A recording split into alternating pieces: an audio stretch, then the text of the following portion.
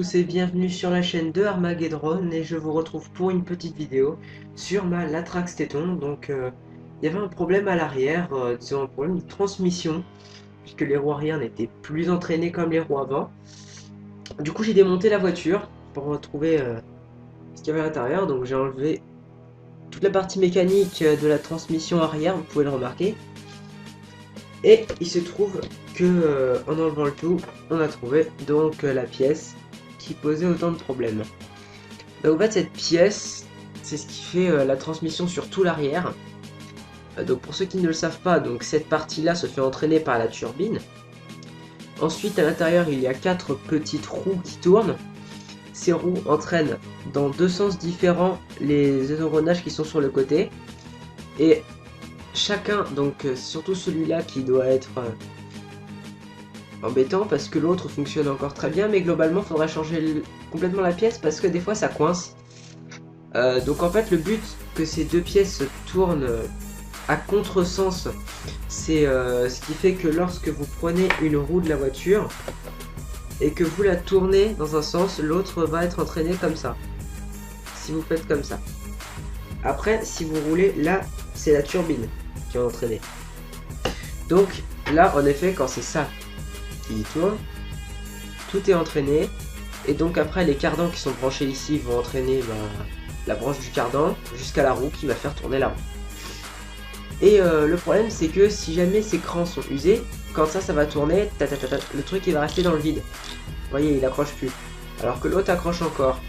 Et donc ça pose un sérieux problème parce que s'il y en a un qui n'accroche plus, l'autre il va se mettre à tourner du coup.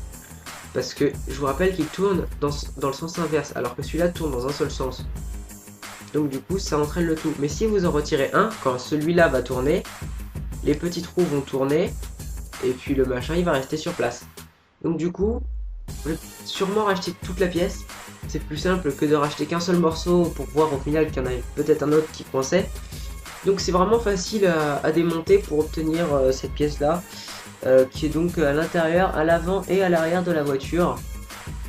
Donc voilà pour cette petite pièce. C'est extrêmement simple à démonter. Si vous avez le même modèle que moi ou même un autre modèle, c'est généralement pas très compliqué. Donc pour ça en fait il faut juste dévisser cette partie, toute cette partie là, avec ça, le petit machin noir, là il y a un truc à dévisser, et le pare-choc, et ensuite vous sortez le tout. Alors ce que j'aime bien chez Traxxas, sur ce qu'ils ont fait sur cette voiture, qui est vraiment très très bien. D'ailleurs, l'écrou est parti, enfin je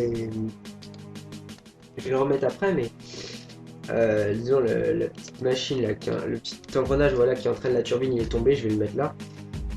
Donc disons, ce que j'aime beaucoup chez Traxxas, c'est le fait que pour démonter la voiture, par exemple pour cette pièce là, il n'y a pas besoin de démonter, je veux dire, les pièces une par une. En gros, d'enlever ça, puis ça, puis ça.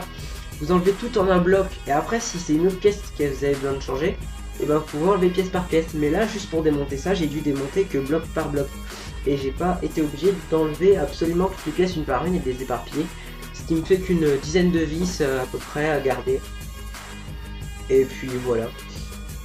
Donc comme ça au moins je sais ce qui ne va pas sur ma voiture et ce que je vais devoir donc changer. Voilà, donc merci beaucoup d'avoir regardé cette vidéo. Si vous avez des questions ou des voitures, eh bien n'hésitez pas à vous abonner si vous aimez cette page et si vous êtes fan. Au revoir et à bientôt.